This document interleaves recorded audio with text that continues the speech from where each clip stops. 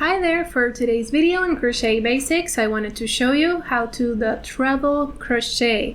If you haven't watched my other videos in crochet basics, I recommend you watch the other ones first. That way you can get familiar with the most basic stitches and you can get used to your hook and yarn. So first things first, I'm going to start by doing a slip knot. Just rub it against your finger like this. Second loop goes over the first one and that one goes over your finger, and just insert your hook. And for this project I am using some worsted weight yarn, cotton yarn. You're welcome to do it with acrylic if that's what you have, and my 5.0 millimeter hook. So I have my slip knot here. So to start, you need chains to make any type of stitch. So yarn over, go through that loop on your hook, yarn over, go through that loop on your hook. So just keep doing chains until you reach the desired length. For this project, I'm gonna do 23. So I have my 23 chains here, and I needed an extra 3 because I'm starting on the 4th chain from the hook.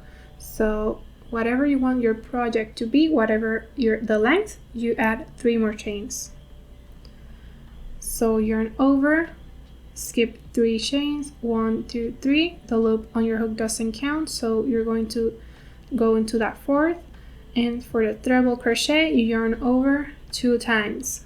Okay, so go into that chain, grab your yarn, go through, yarn over, go through 2 loops first, yarn over again, go through 2 loops, yarn over 1 last time, and go through those last 2 loops. Okay, yarn over 2 times, go into that next chain, grab your yarn, go through, yarn over, go through the first 2, yarn over again, go through the first 2, and again go through the last 2. So keep doing this until you reach the other side.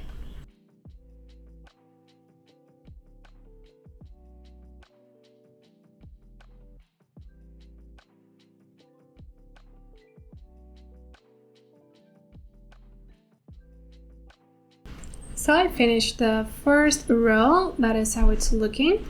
This is a perfect stitch if you want to do a big project and you want it to grow quickly. So if you want to keep doing some rows, just chain 3, turn around, and that chain 3 counts as a treble crochet. So just do the treble on that next stitch right there.